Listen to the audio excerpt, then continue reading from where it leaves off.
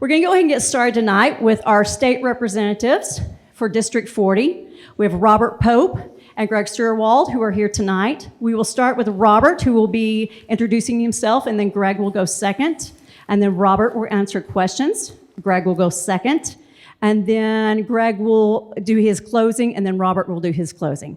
I will give you guys a timer. When you start talking, I'm going to push go, okay? Let me go ahead and get to the questions here so that our audience can see them. Here we go. I went the wrong direction. There we go. Okay, so our questions tonight for our state representatives are up on the board. And Robert, you will start us off first, and when you are ready to go, you may begin. Thanks, Jana. Hi, everyone. My name is Robert Pope. I'm a fourth-generation combat veteran. I'm a blessed husband and a proud father of four. Professionally, I'm an IT engineer, but my passion is in leadership and service to you. I've twice been elected as your Avon Town Councilor and as its council president. That's twice I was elected to lead our town by my Republican peers. More than $1.1 billion worth of investments have been brought into this community since I was first elected. Add to that 600 jobs and another 600 on the way. These are jobs that pay higher than our county annual median income. Under my leadership, we've invested in our community with Avon Youth Sports, our public libraries access and resources, and standing up our Avon's Youth Assistance Program. All of this while lowering your property tax rate by 6% over that time. I've proven that I can get things done. Now, I'm asking you to send me to the State House so I can work for all Hoosiers. Thank you so much, Robert. Appreciate that. Greg, would you please introduce yourself? I hope this is on. Hi, Dolly. Thank you. My name is Greg Sturwald. I want to thank everyone for being here tonight and putting on this forum, and especially a great shout out and thank you for the sponsors who understand the significance of this. Hopefully this event will help us have a better turnout for the vote here in the fall in Hendricks County. It's been my honor to represent House District 40, an honor and a pleasure. When I'm not in the General Assembly, I'm an attorney by trade, and I have my office in Danville. I'm married with 3 kids and a bunch of grandkids. My wife was supposed to be here with me tonight, but she got a call from the grandkids, so you see I came in a distant second place. In my tenure at the General Assembly, I have served on the Judiciary Committee, Courts and Criminal Code, and the Ethics Committee, as well as a number of other summer study committees and various duties with the Legislative Council. Thank you so much, Greg. Your time is up. Robert, you will start with the questions. Again, audience, the questions are on the screen back behind you. When you begin, I'll start the timer. To make decisions for your own body is the foundation with which any other right is built. Without it, we are nothing more than vassals to the state. Reproductive health care is health care. Transgender health care is health care. We all should have the ability to make healthcare decisions about our own bodies. Your medical decisions should be personal. They shouldn't be political. I think we should keep government out of the exam room. Ask yourself why last week every single Republican lawmaker on this stage avoided answering this question for you. Those same state house candidates chose to talk about cutting property taxes with no consideration to public safety, infrastructure, or public schools. They also avoided the topic of vouchers and charter schools, except to say that you have school choice. In poor communities, vouchers and charter schools can be an avenue to climb the socioeconomic ladder, a way for those children to have access to a quality education they may otherwise not be able to. However, in Indiana last year, 91% of Hoosier students attended public schools. Of those who didn't, 95% of those families did not qualify for other forms of public assistance, but they received this benefit. Please ask yourself why nearly $1 billion of your tax money just since last school year is going to families making upwards of $250,000 a year. Ask yourself why this supermajority seems to do everything it can to underfund public education at every turn.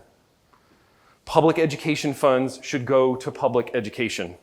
If a private school receives public money, they should be held to public school standards, including those for transparency, accountability, and protected classes.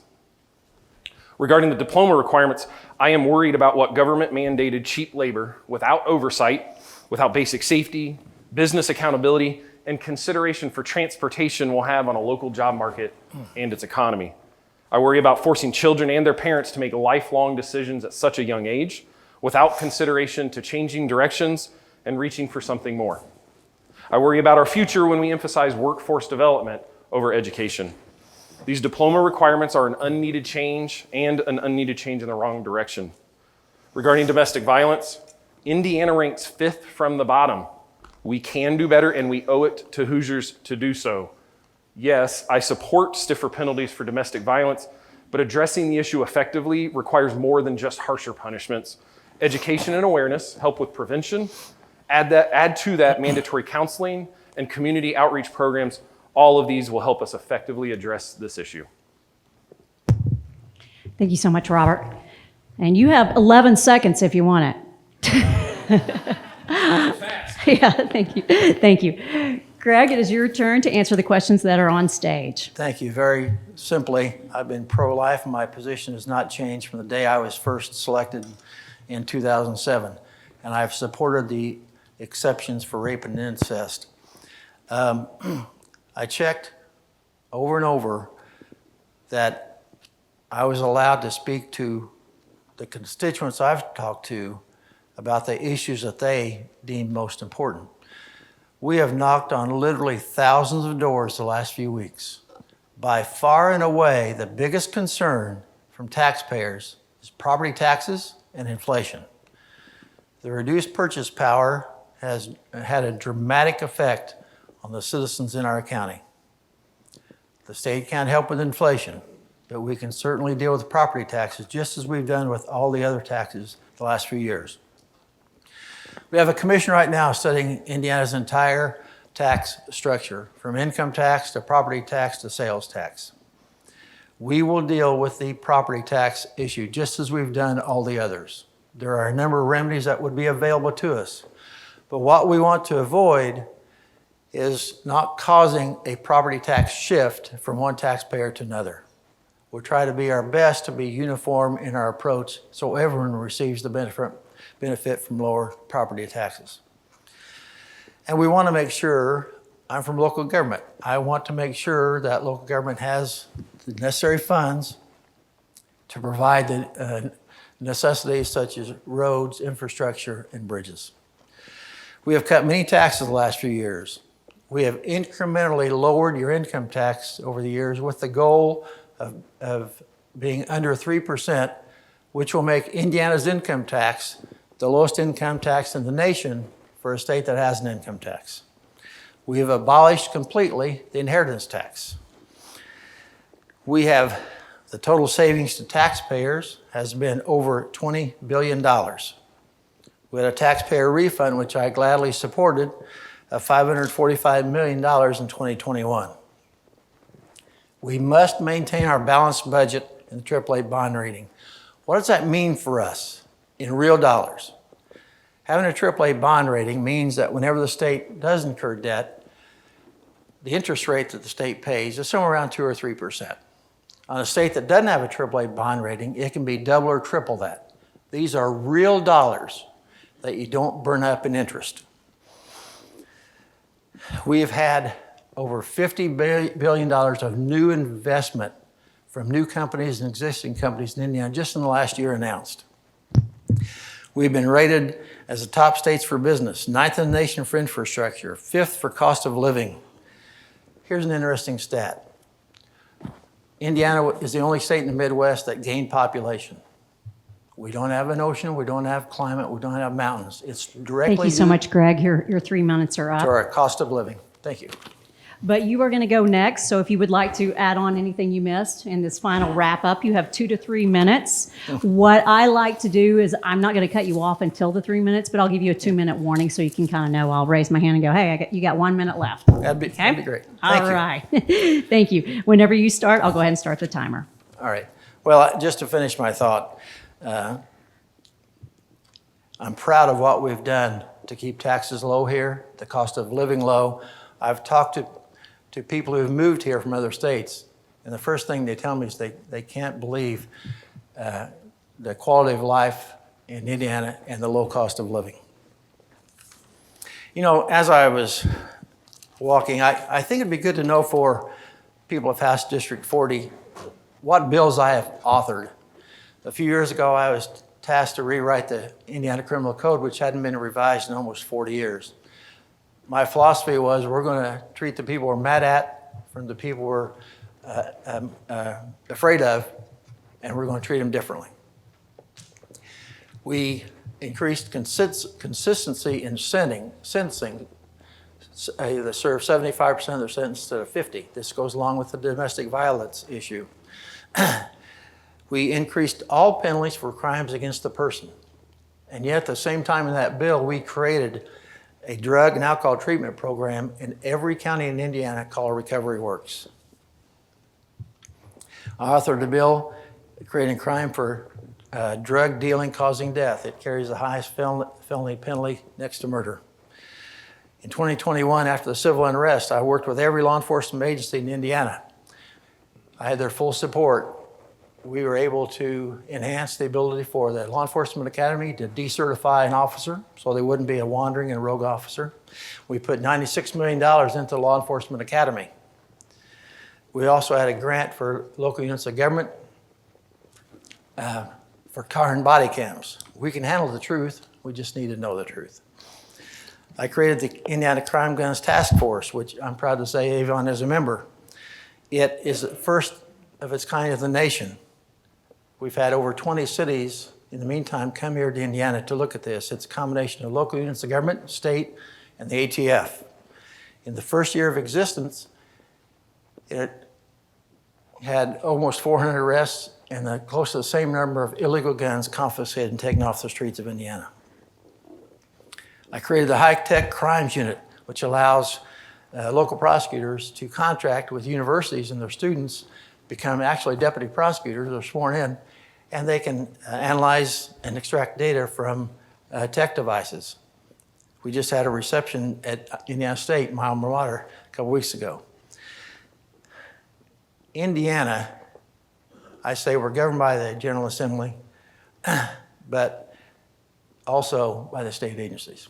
Up until a few years ago, in Indiana, believe it or not, a state agency could hire its own judge to make decisions for that agency. I carried the bill to remove the judge, create a different agency. Greg, your time is up. Thank you. Thank you so much. Thank you for your comments. Robert, you have 3 minutes for a rebuttal and closing statements. I'd like to point out that the questions that were handed to us were questions submitted by the public. These were questions submitted by you. I'm going to say this again, every Republican lawmaker candidate last week avoided talking about your right to control your own body, even when directly asked. They don't want you to realize that the Supreme Court overturning Roe v. Wade merely turned the decision over to them. Led by my opponent, they made it a felony, punishable by up to 6 years in prison, for your provider to perform the health care that you have the audacity to need. It took Indiana decades to make it legal to buy alcohol on Sunday. It took my opponent and the rest of his supermajority less than a week to make Hoosier women less than. Instead of being representative of you and answering these questions, they spoke about what's passionate to them.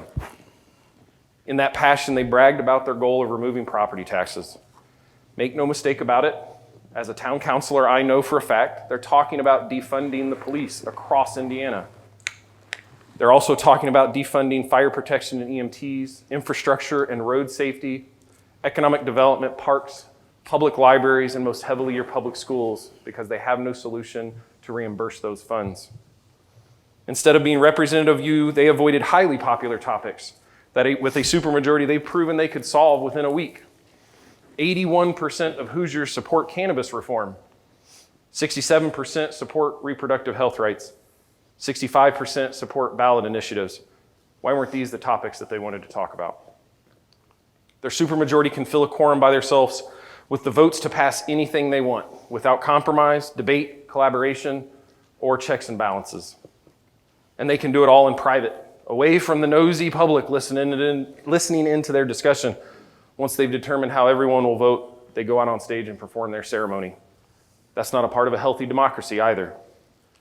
If you are unhappy in Avon with the need for a public school referendum, then please ask my opponent why he voted to take $631,000 a year from your Avon schools without equitable reimbursement for book fees. Ask him why $1 billion of public education money went as a handout to wealthy families while everyday Hoosiers are struggling. Why weren't they talking about lowering the gas tax? Why weren't these lawmaker candidates answering your questions and being representative of you? If you would like someone that aligns closer to your values and better represents you, please consider checking out my website, pope4indiana.com, as well as check us out on Facebook and Instagram.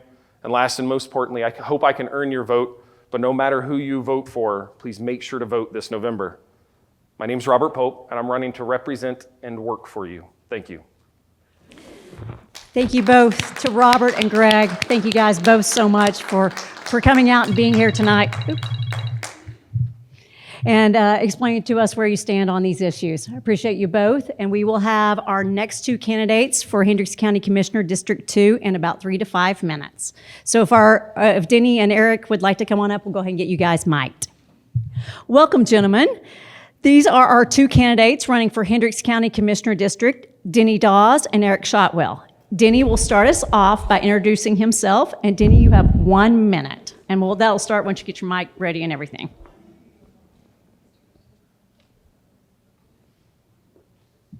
Are you good? Whenever you start, I start the timer. Is it working? Okay. I'm Dennis Dawes. Lived in Hendricks County for 50 years with my wife, Yao Sen. We've been married 56 years. We have 2 wonderful boys and 5 grandchildren and 2 great-grandchildren. For 38 years, I was fortunate to be president and CEO of Hendricks Regional Health. Grew the organization from 200 employees when I began in 1974 to almost 1,700 employees and 7 different locations when I retired in 2012. At the end of 2012, when I retired, I was called by someone that was on the Brownsburg Town Council. So I ran for the Brownsburg Town Council and served there 6 years. And following that, I was called by a couple of people that were in county government, one of whom sitting in the audience, who said, Denny, you should run for county Thank you so much, commissioner." Denny. That's your time up for introducing yourself. Thank If you. you want to further those comments during the questions, you can. Eric, you have 1 minute to introduce yourself, and it will start when you start speaking. Hello, I'm Eric Shotwell, and I'm running for County Commissioner in District 2. And Denny and I are quite familiar because we live in the same neighborhood. I've lived in Brownsburg for 30 years, so I've been a Hendricks County resident. And it is amazing the amount of growth that we have seen in all of our local communities. So it's wonderful to see all the people that have come and joined us. They come from all over the United States, all over the world, literally. And it's just a great community, and Hendricks County is a great place to live. My professional career has prepared me to be a great asset for Hendricks County government, and I'm going to be talking about that tonight. As an engineering consultant, I use business process reengineering to improve services and save costs. At Lilly, Thank you so much, Eric. That is your 1 minute of introduction. We will now head into answering our questions. Audience, the questions are on the screen behind you. They have 3 minutes to answer these questions. And Denny, you will start first, and when you are ready, I will start the timer. Okay, get her going, Jenna. The county is currently the second fastest growing county in the state of Indiana. And population is about 190,000 people right now, and that is going to do nothing but continue to grow. So with that growth comes a lot of challenges that the commissioners have to face regarding infrastructure and all that goes along with whatever that term means in your mind. We are currently involved in rewriting the county comprehensive plan that is the direction that we follow when you think of growth, when you think of economic growth, when you think of the flow of water in the county from expansion of building and development, and when you think of anything else that has an impact because of growth in the county, it all flows from the comprehensive plan. As far as working in the county with other local governments in the county, the towns, I think that we do that quite well currently. I really do. The question really goes along the way of how can that be improved? Well, I think it can be improved by continuing the interaction we have with the various towns in the county and the various townships that exist in the county outside of the towns themselves.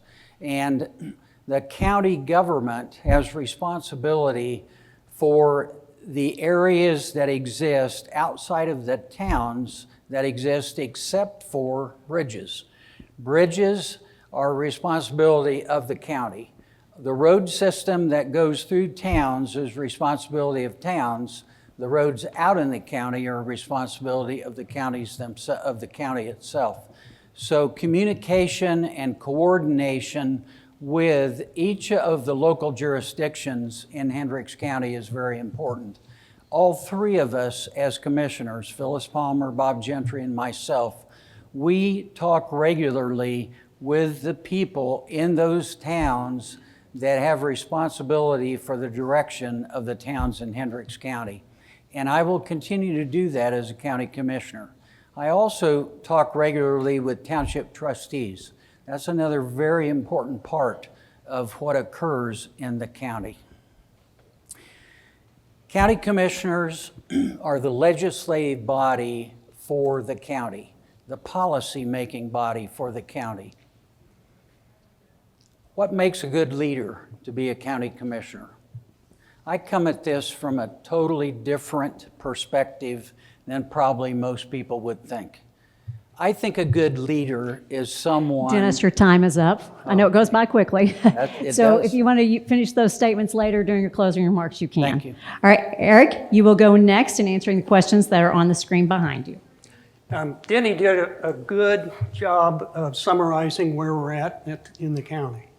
But I've talked to a number of residents, and there are some real areas of concern. We have a lot of traffic congestion at peak times, and we see it in Danville, we see it in Avon, and it's a big challenge. I believe that we significantly underfund emergency services resources for the entire western half of our county. I think we need to look at that, and we need to look at funding that doesn't depend on volunteers that show up and help out. There's limited and inconsistent snow removal, especially when you get into places that are incorporated and unincorporated. I know that Avon struggles with this. And we have localized flooding and problems with overloaded culverts. And these are all areas that are covered by the responsibility of the county and the county council. Hendricks County government has a budget of $77 million. And I think that we need to examine the services that we deliver and the costs that are associated and try to figure out where we're going to go over the next 10 to 20 years, because as Denny says, we are growing by leaps and bounds, and we've got to get prepared to provide services. How do we get these officials to work together better? And I think the answer, with my work experience, is teamwork. We really need to be able to form teams that have a variety of experiences like I did at Lilly. And when we did our global reengineering project, we brought in people from operations, from maintenance, from accounting, from human resources, from IT, to all examine how you could take an organization that had IT systems for engineers all over the world that were site-based and re-engineer those into a global system so that all of those users could share information efficiently and lower costs. And as we look at how systems tie together our county, I think we need to examine how information can be shared between fire organizations and emergency responders, the police, and the people that are the planners. And I think that's a very important part of what we need to do for our 20-year plan. In addition, one of the things that we learned is that change is hard. And people that are put in environments where things are changing a lot undergo a lot of stress. So the idea of managing change and helping people get to these new solutions is a part of what the leadership team is going to have to take on the responsibility as we examine the efficiency and the effectiveness of how our county runs. Thank you so much, Eric. I appreciate your comments to the questions.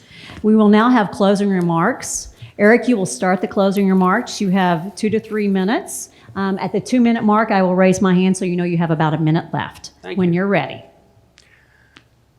What if we had government where everybody thought alike, and everybody had the same ideas, and everybody had the same solutions, and everything was great, and we made our budgets, but we left a lot of people behind?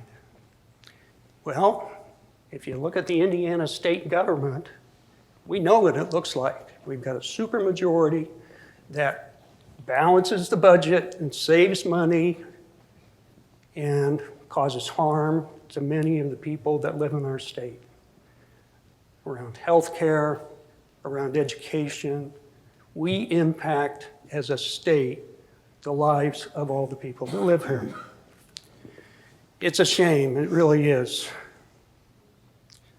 How can we create a team that's more effective? I think the solution is in your hands because you can create a fantasy team for local government. And what you can do is you can go out to the voter guide that's going to be distributed by the Republican newspaper, and you can look at all the candidates that are running and look at their qualifications and figure out, how do I balance a team so that I've got smart people that can handle issues around change management, and smart people that can protect us from cyber criminals, and smart people that can plan for future growth and development of our roads and bridges. And that's the power that you have as voters in Hendricks County. You have the ability to identify the best and the brightest people that are running for office. You have the information. Now your job is to get out and vote and get your family to vote and get your neighbors to vote. So I would appreciate your support. You can learn more about me at www.ericshotwellin.com, and you can also find me on Facebook. Thank you so much, Eric. I appreciate your comments. All right, Dennis, you will finish us up with your closing comments. Again, you have up to 3 minutes. I will give you a warning at 2 minutes.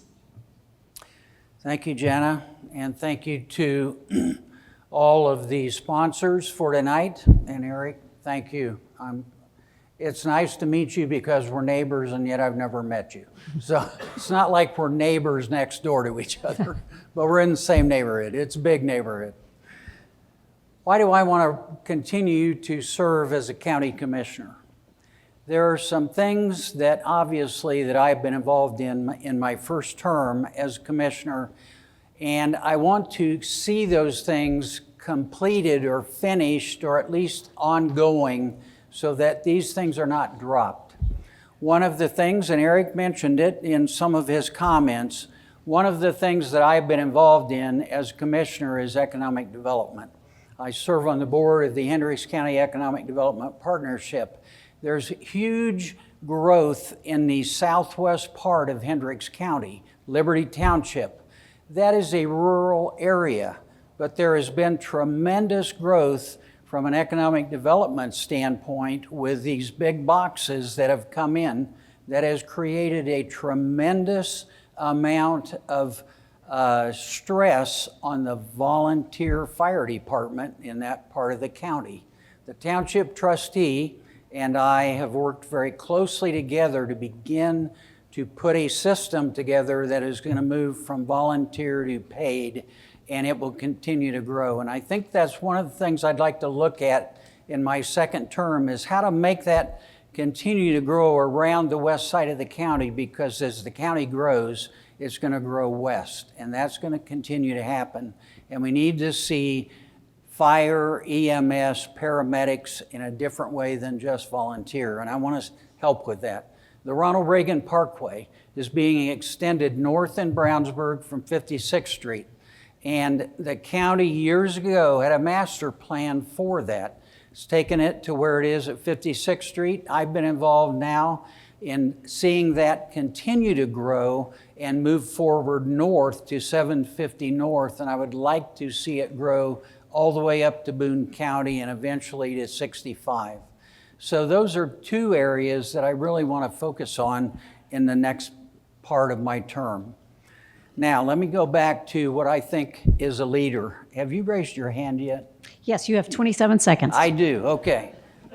I think a leader is a humble person with a vision, a person that can help relate that vision to others, but has humility about the way they lead. When I was at the hospital, I parked in the back parking lot and I walked with everybody in. I didn't have a place that said president on it at all up by the door that I went in. I ate in the cafeteria. There's your time. So Thank sorry, you. Denny. All right. Thank you both. Thank you, Eric and Denny, for being here tonight. And you almost you. got a woohoo for me because I'm a Brownsburg girl, so I like my town represented tonight. Thank you both, gentlemen. Yep.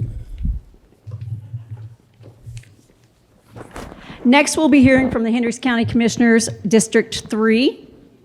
Brad, if you want to make your way up.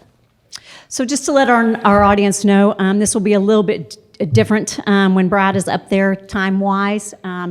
Tonight we gave opportunity, and I realize things happen, people get sick or things like that. So Brad's opponent, Lorena Barry Taman, is not here tonight. So Brad will not be opposed in speaking. So he will have 1 minute. He'll introduce himself, and then I'm going to cut him off too. And then I'll give him about 5 minutes to answer the questions he was provided earlier. Okay, good evening. Thank you for coming out. I am Brad Wicker. I am a candidate for Hendricks County Commissioner District 3, lifelong resident of Hendricks County. I grew up in a family business of my parents. I have a family business of my own.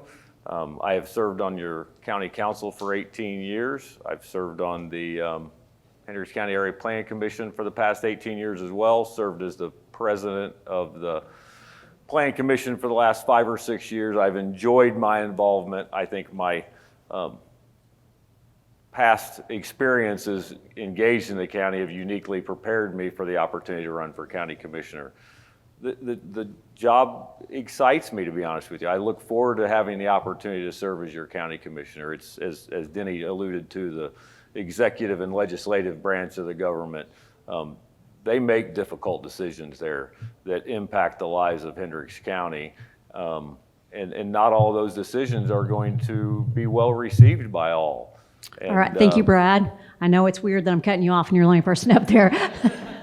But now I want you to go ahead and answer those questions. I want to make sure you have plenty of time. So you will have kind of 5 minutes. I'm not going to stop you in between. You can answer the questions, and if you're done at a minute, you can be done, or you can use the whole 5 minutes. It's up to you. I'll try to keep it brief, but clearly the traffic congestion questions and concerns, that's real. I will tell you from the county's perspective, where Denny touched on in the county council position, that we provide additional funding year after year to try to keep up with the improvements of our roads. Unfortunately, when you get into a growth situation, your infrastructure and those road improvements are going to lag a little bit as you go through that growth, as we gradually primarily grow to the west. So there is going to be a lag in some of that infrastructure and improvements when it comes to the congestion.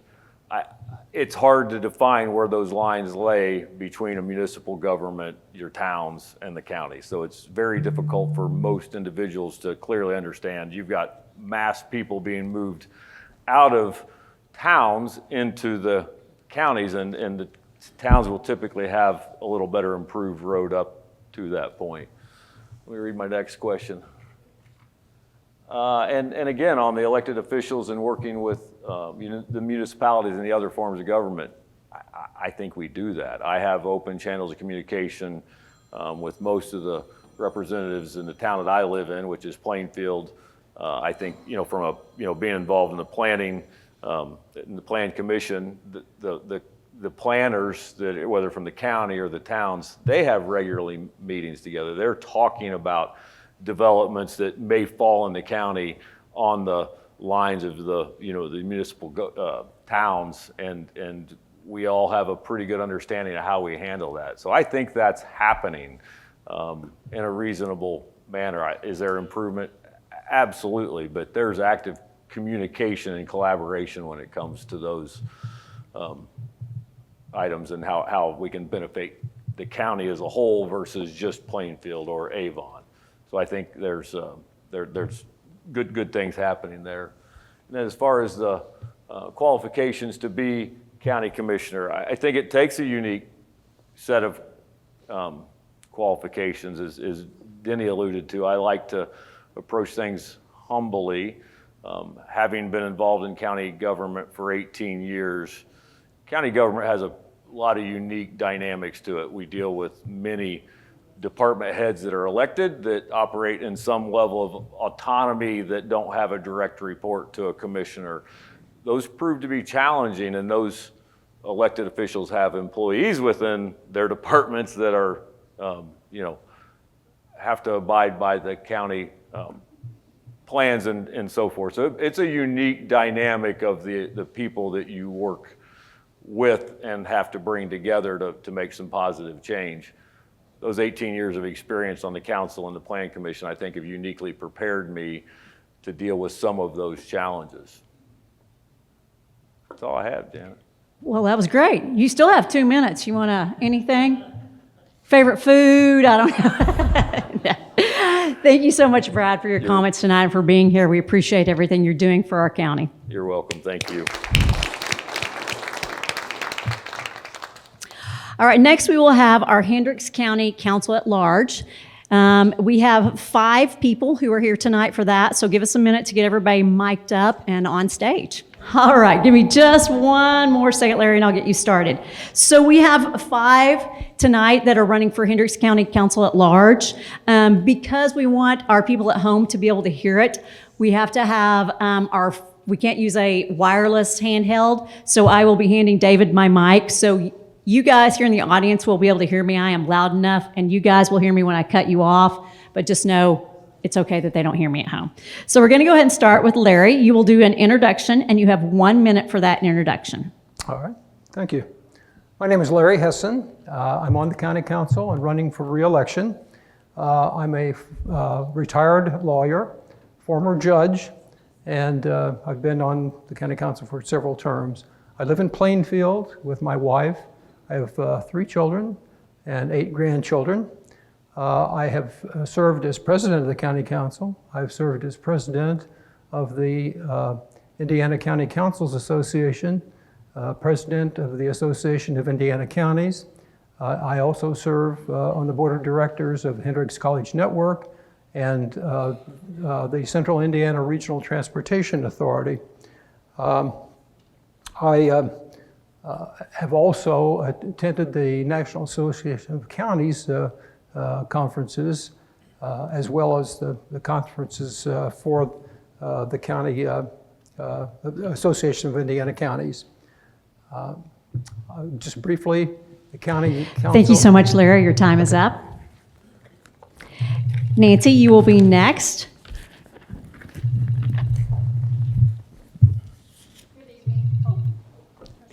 There we go. Can you hear me now? Hi. Thank you all for being here, and thank you for our sponsors.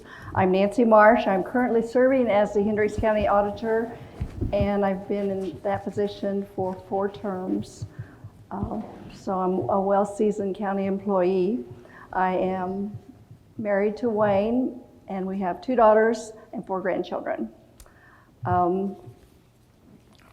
Like Larry, I've spent many years supporting the various associations to be educated in our job and learn from our peers to understand all the workings of county government. It is extremely complicated, and it's really nice to be with your peers and see what they do, because it's not all cut and dried, and decision making is not easy. So I do appreciate that. Thank you so much, Nancy.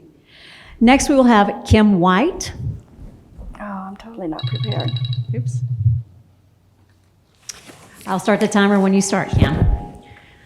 Good evening. My name is Kim White, and instead of repeating information that is already available in the Republican newspaper and on the Hendricks County website, I'd like to share with you 4 things that I am passionate about that will enable me to be an effective, engaged, and contributing member of the Hendricks County Council. I am passionate about taxes, how they are levied, and how they are spent. I am passionate about debt that the county is in, and I am passionate about doing what is right for the citizens of Hendricks County and not putting commercial and industrial businesses first. I'm also passionate about how transparent the county council and commission is, meaning how easy is it for a citizen to access and understand the decisions made by the entities that are supposed to be acting in our best interest. Thank you. Thank you so much, Kim. Next, we'll have Joe Walsh will be speaking to us. Joe, you have 1 minute to start. Whenever you're ready, I'll start the timer. Make sure I'm on. All right. You're on. Well, my name is Joe Walsh, and I'm running for County Council, and I want to thank all the sponsors for the event tonight. This is a really great opportunity. Just a little bit about myself. I'm an implant. I am not a 30, 40, 50-year resident. I'm a 9-year resident. 9 years ago, I retired from the Army. It wasn't my choice. They said it was too old, time to move on. But I brought my family here. We're Hoosiers, and Hendricks County was the place that we settled on. I was an officer. I was enlisted. I did all the great and wonderful things with my life.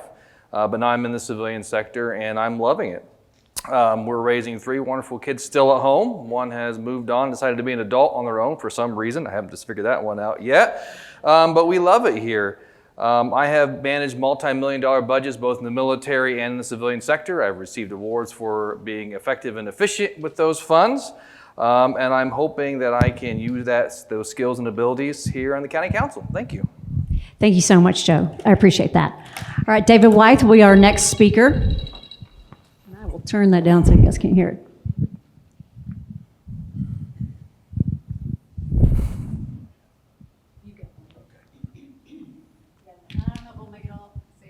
Let's do this.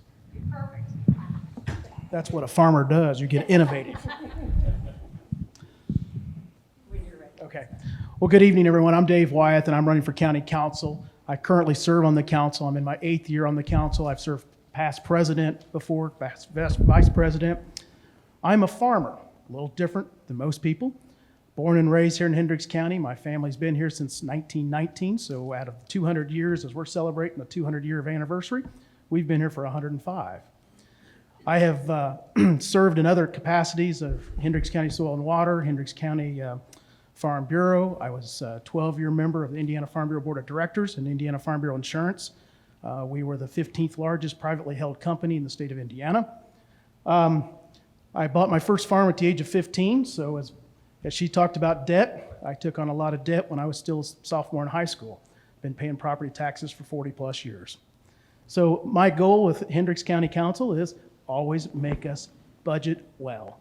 And we are a very financially stable county. We're blessed, and we are very thankful to have Hendricks County. Thank you. Thank you, David. Just keep the mic. All right, next we'll hear from Nancy Marsh. She will get Wait a into minute. the questions. And Nancy, whenever you're ready, you can start.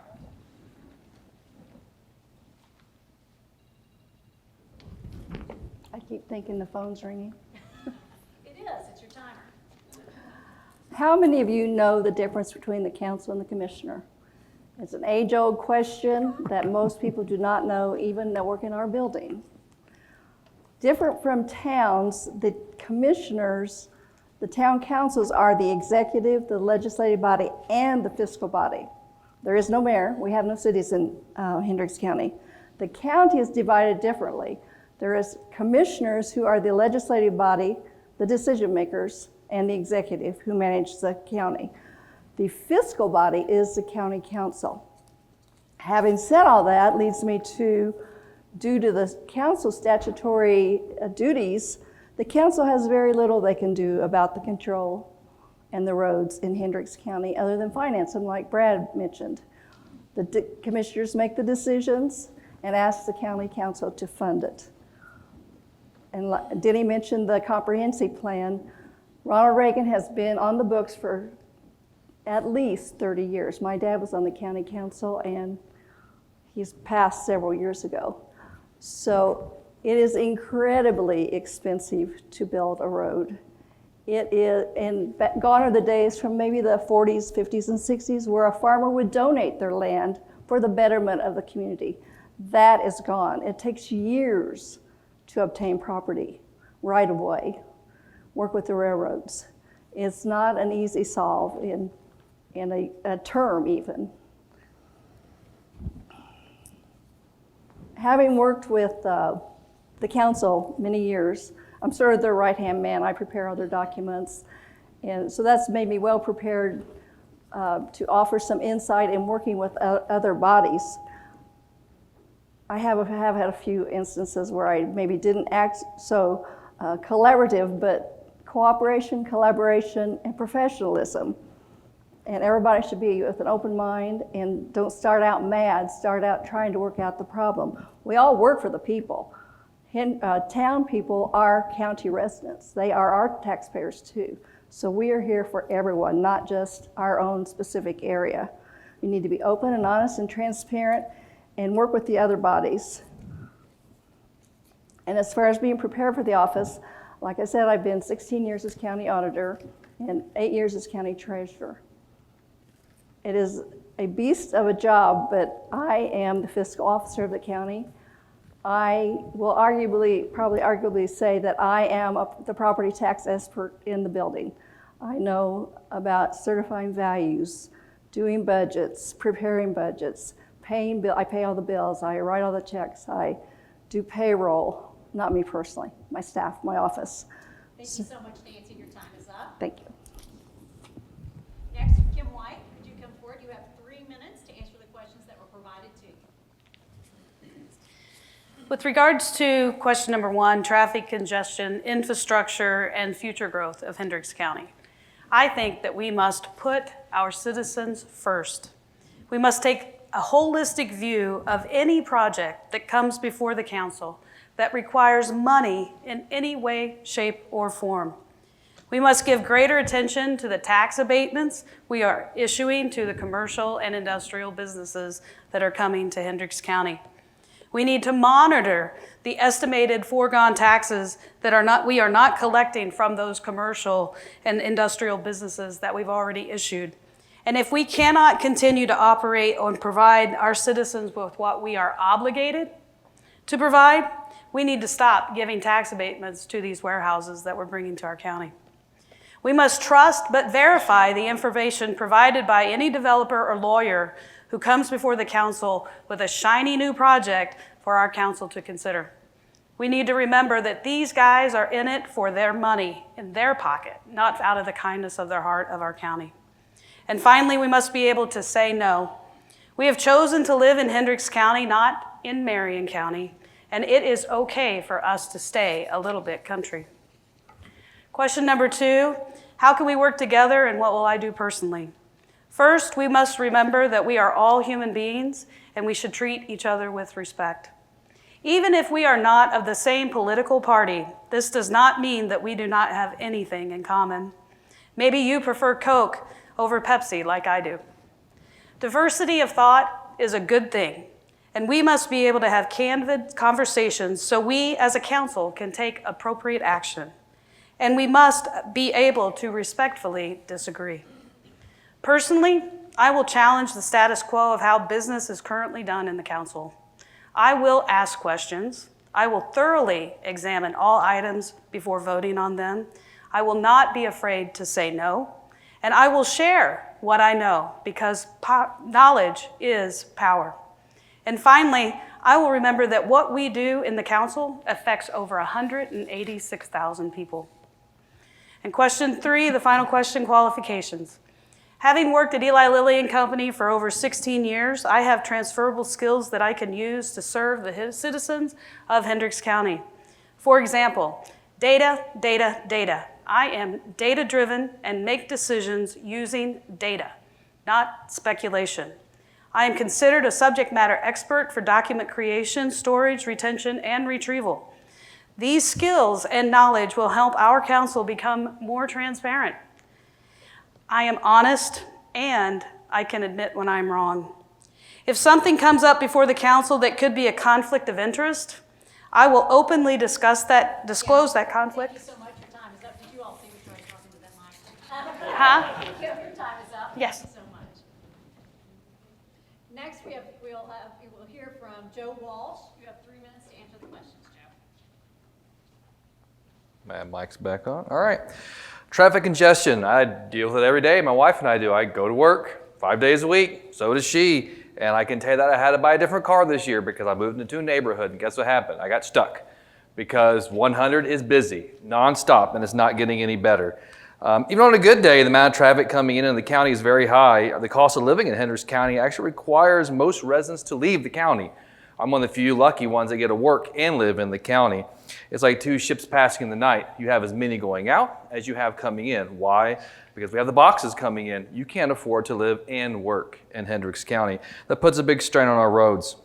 How do we get better with that and dealing with all the growth and all the new residents coming into town and everywhere else? You have to have a comprehensive plan that we all work together towards. It's just that simple. Yes, I know we don't know where the lines are always at best, but if we start having better communication and start talking with one another and I start learning your plans, I can better prepare that land for there. Ask Brownsburg how they're feeling right now. Everywhere here on the chatter page is traffic, traffic, traffic. I think we could have, the county, maybe been a little more proactive and knowing where they're wanting to grow and start preparing those roads now so that way we're ready for the future when that time comes. Digital killing me right now. Also, one thing I'd like to say is that for the qualifications for county council, you need to have a willingness to listen to different viewpoints. You need to have a history of compromise, have an ability to effectively and efficiently manage resident tax dollars and large budgets, and most importantly, a willingness to be fully transparent. As we know, there's been a long history of no live streams. I know I can go on Avon, I can go on Brownsburg, I can see their town council meetings. It took the state legislature to actually force this to happen. I had to ask permission to run for office. Why? Because I have to leave work to go to a morning meeting because we don't have them in the evening. And it doesn't matter if people want to come or not, it's a matter if they have the opportunity to. And I would like to start having those conversations because that's what matters most, what the people get to see and how they get to interact with that, not what we do. We are paid by the tax dollars, and so if we're being paid, we should be working around that. I do it in leadership every single day. Many of us, again, we work full-time jobs. I'm an implant. I am what the typical Hendricks County resident looks like now. It is someone who's been here for less than 10 years. It's raising a family. It's having a job. It's driving to Marion County. It's driving to Carmel. And it's not that we don't want to be involved, it's that we can't be involved. I'm a lucky person. I have a really good job that allows me to. I was late here because my wife doesn't have that luxury. She's a mental health counselor.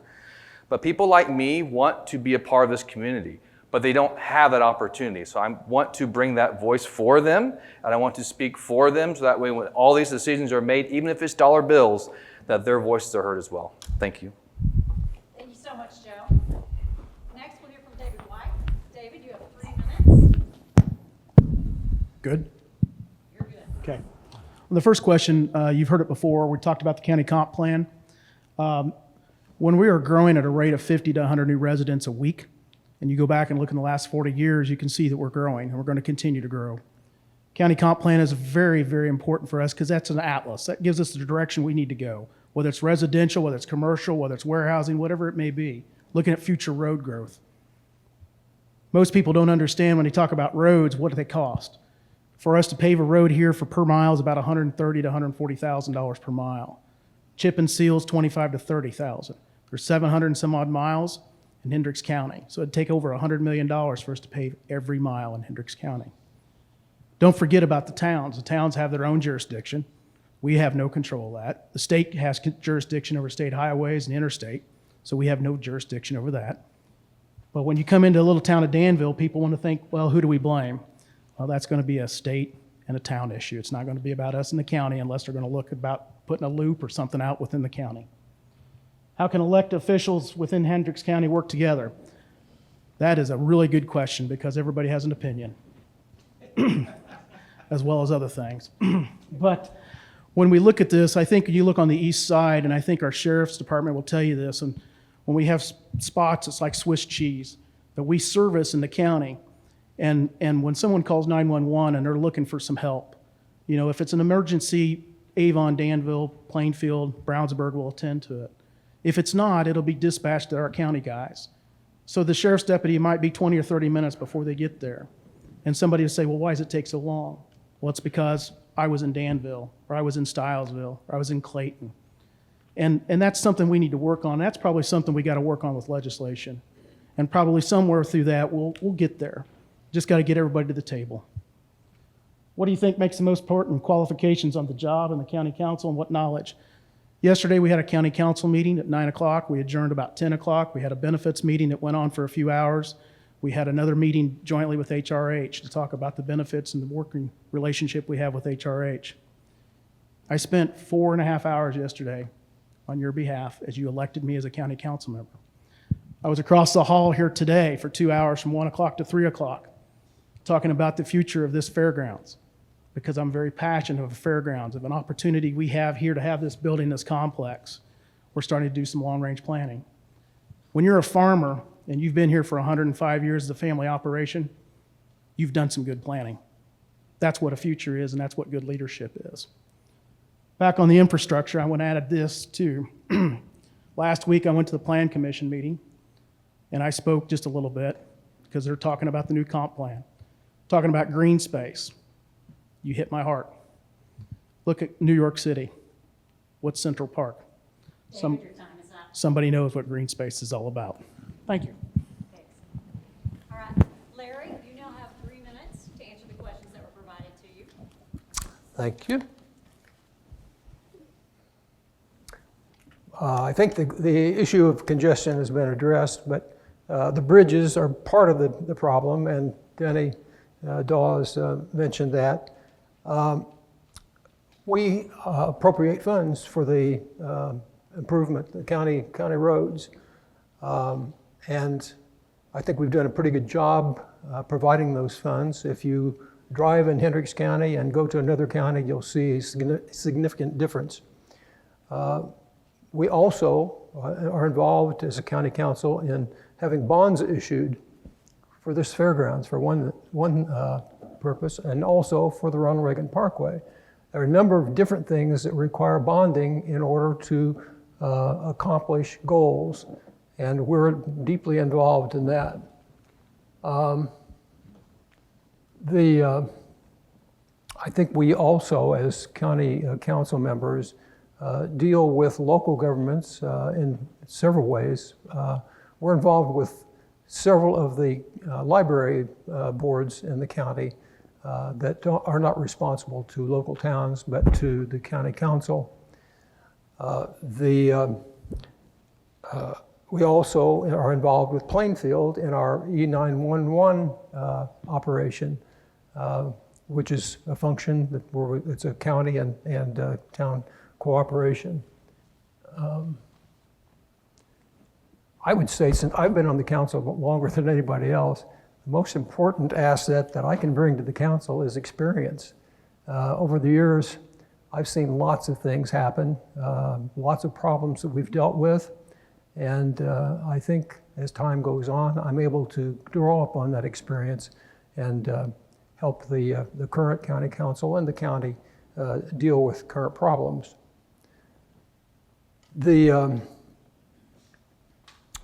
Our goal as county council is to appropriate funds in the best way to improve the standard of living and the quality of living in Hendricks County. And I think we've done a marvelous job of that compared to other counties. And I should also add that the taxes that are collected aren't kept by the county. Most of the funds that the county collects are distributed to other governmental units. The county keeps a small portion of those funds, and most people don't understand that. If the county collects the money, the county keeps the money. It doesn't work that way. I think I'll stop there. Great, thank you so much. Appreciate that, Larry. Thank you for borrowing my quick. All right, we are to the last portion of the moderating for you guys. See, you had that 12 seconds. You could have said a lot. So this last portion, you guys have 2 to 3 minutes to wrap up your statements or what you want to hear the audience to hear or people at home. So at the 2-minute mark, I'm going to raise my hand so that you know you've got about a minute left, okay? All right, thank you. And we will start with, Kim, you will start us off with, you go first telling us your closing remarks. We need to make some changes here in Hendricks County. The taxes levied upon our homes have increased 89% since 2017.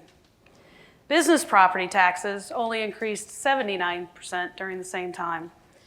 And I want to know how we can justify this 10% difference when most businesses are for profit and we live in our homes. Today, Hendricks County has over $138 million in total outstanding debt obligations. This debt is broken down into $37 million in principal, $17 million in interest, and $80 million in leases. Today's $138 million schedule is not scheduled to be paid off until 2045. That's 21 years from now. Our payments on this debt will be its highest in 2025 and 2026. So get ready, this money has to come from somewhere. And we keep getting asked to add to this debt without getting much of a return on our investment. This has to stop, or slow at least. We are putting commercial and industrial businesses first before the citizens of Hendricks County, and I do not understand how, as we add more warehouses and manufacturing facilities in our county, that our unemployment rate continues to go up. I just do not understand it. If we were to graph what I would consider an ideal state, as businesses come and jobs are created in Hendricks County, our unemployment rates should go down, but they're not. They're going up. As businesses come and we start collecting more taxes from those businesses, our residential property taxes should go down. We cannot afford to tax our citizens into bankruptcy while businesses are making profits. As one of the 3 county council members at large, I will ask the questions that are not being asked. I will thoroughly examine all items brought before the council. I will not be afraid to vote nay when the data does not support a yay. And I will work to make information more accessible on the county's website. And if I'm unsuccessful in those efforts, I'll email it to you. I will always keep in mind that what we do affects over 186,000 people.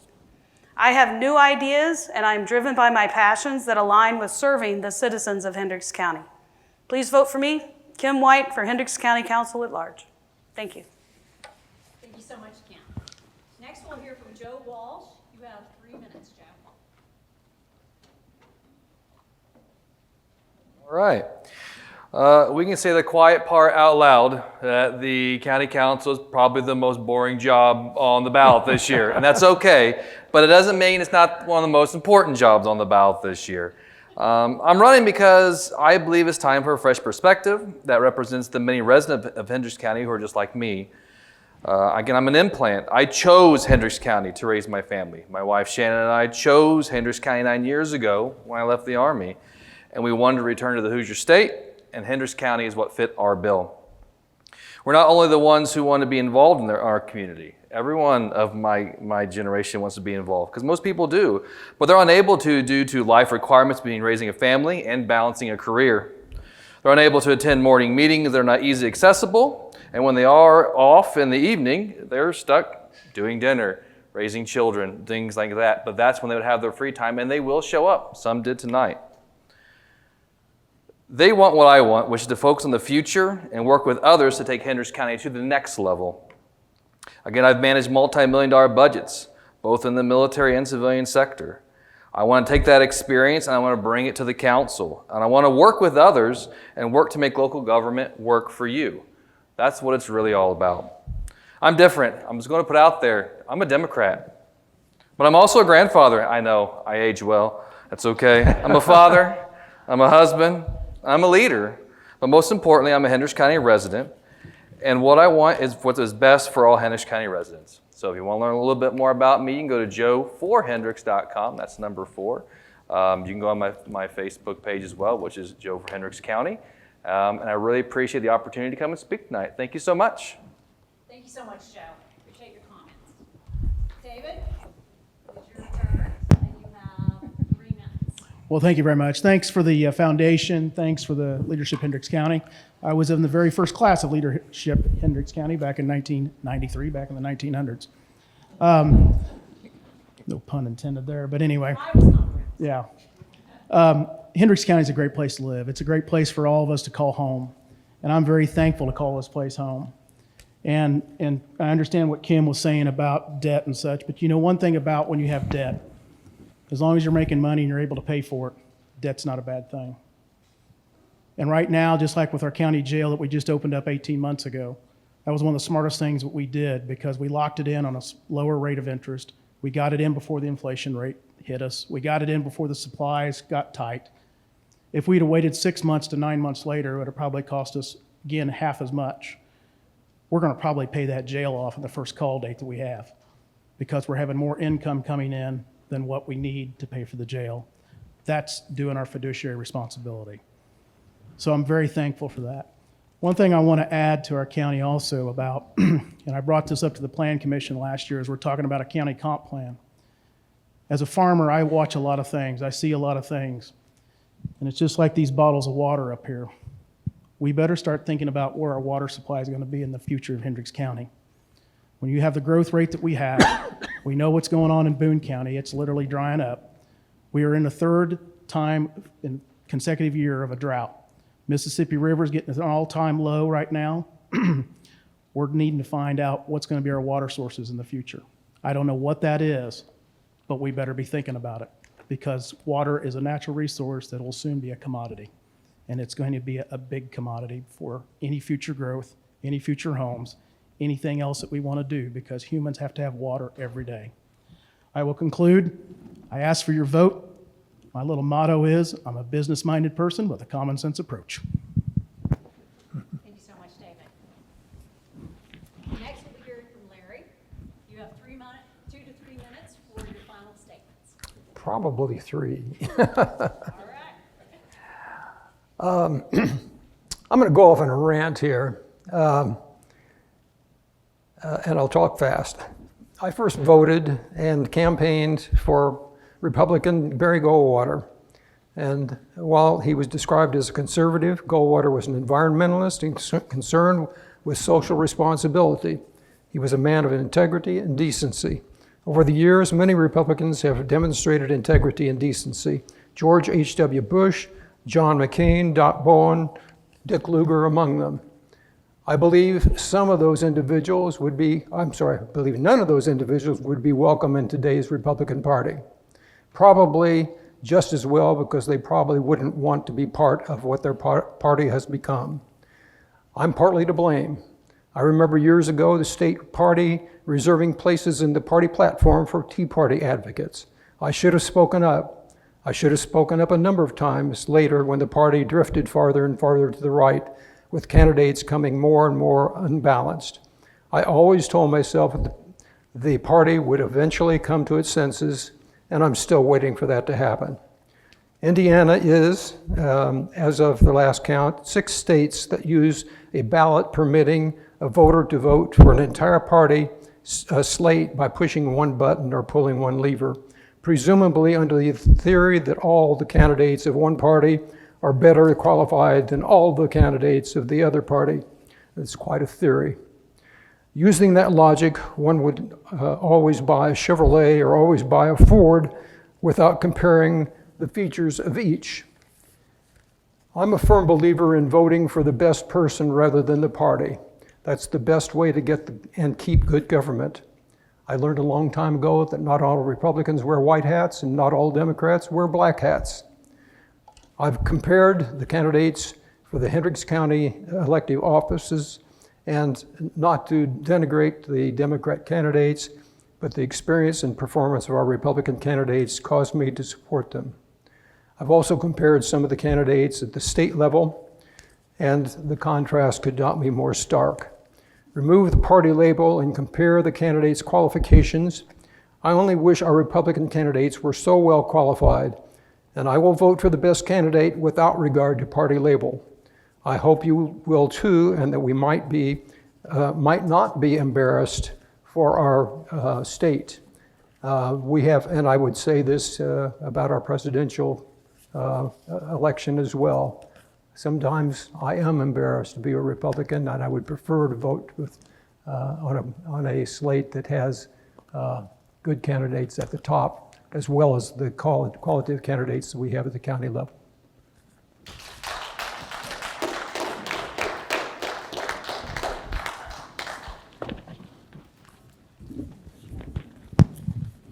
Thank you so much, Larry. Nancy, you will have 3 minutes.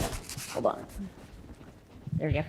3 minutes for your closing statements. Okay, that's hard to follow, but I am so proud of Hendricks County, as I mentioned before, how long I've served with, as an elected official and with many of these fine people. Hendricks County is in fantastic shape. We have been able to support our law enforcement and fire on the western portion without any problem this year, and continued it into 25. My going out present, I do believe, I got word the other day, I did a Fitch Ratings surveillance survey. I can't think of the word. And I waited because they could lower our grade.